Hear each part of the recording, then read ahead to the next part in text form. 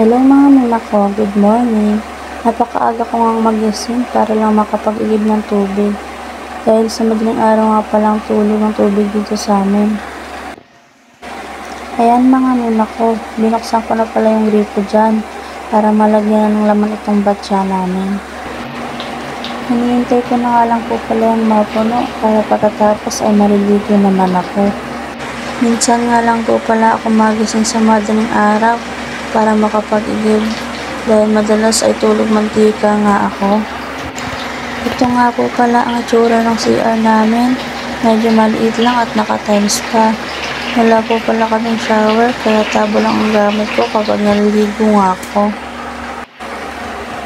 Grabe mga mima ko, sobrang inaantok pa nga ako dito dahil hikab ako ng hikab dyan.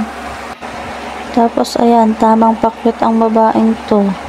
Ito na nga pala magtatapos ang video ko. Abangan nyo na lang yung next na i-upload ko na #ligo. Don't forget to subscribe for more updated videos. Bye bye!